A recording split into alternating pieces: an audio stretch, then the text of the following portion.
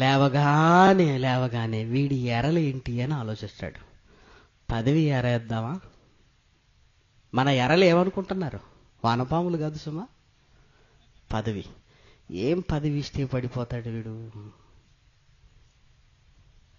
నాకేమొద్దు, అబ్బే అబ్బే అబ్బే నాకు ఇవన్నీ ఉట్టి మాటలే, ఊరికే మాట్లాడుకుంటామండి అలా.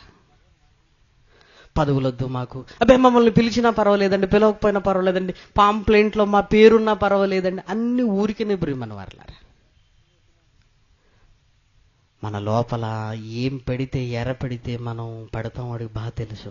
మనం నిద్రపోతుంటాం, నిద్ర చేసేసరికి ఇదిగో మనకంటూ ఎర్రలు రెడీగా పెట్టుకుంటాడు.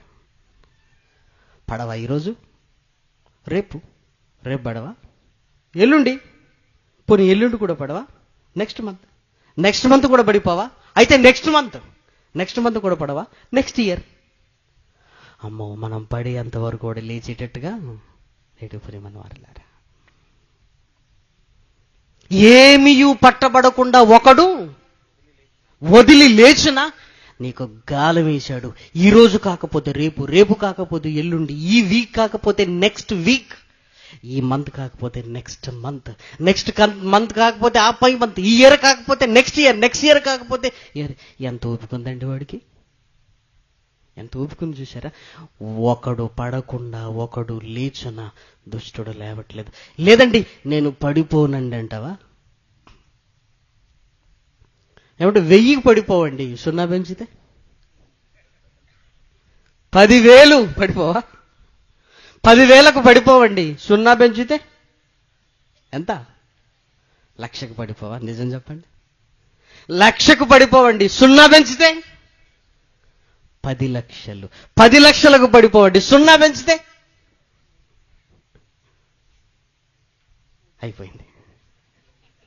అయిపోయిందండి మనది. మీరేం చెప్పినా చేస్తాం బ్రదర్ అంటాం, అంతే కదా. కాకపోతే ఏంటి చెప్పండి, బైబిల్లో లేని పదవులు ఈరోజు ఎందుకు పుట్టుకొచ్చాయండి క్రైస్తవ సమాజంలో?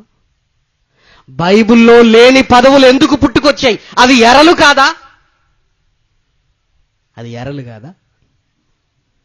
బైబిల్లో లేని పదవులు ఈరోజు క్రైస్తవ సమాజంలో ఉన్నాయి. ఎందుకు వచ్చాయి ఇవన్నీ? ఎరవేయడం అండి. గాలం వేశాడు, ఆ గాలానికి పదవిని పెట్టాడు. మనం ఏమనుకుంటున్నాం? సేవ చేయాలంటే సమాజంలో గుర్తింపు ఉండాలా వద్దా బ్రదర్? నా కోసం కాదండి, ఏమంటే నా కోసం అన్నా దేవుడు సంతోషపడతాడేమో. మళ్ళీ ఎలా అంట, నా కోసం కదండి, సమాజంలో మనకంటూ గుర్తింపు ఉండాలా వద్దా? అందుకేనండి ఆ పదవి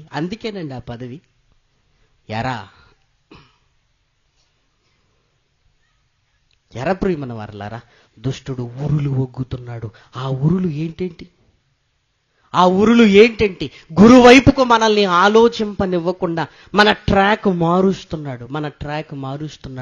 మనల్ని నెమ్మదిగా ఇదిగో తన దారిలోనికి తెచ్చుకోవడానికి ప్రయత్నము చేస్తున్నాడు.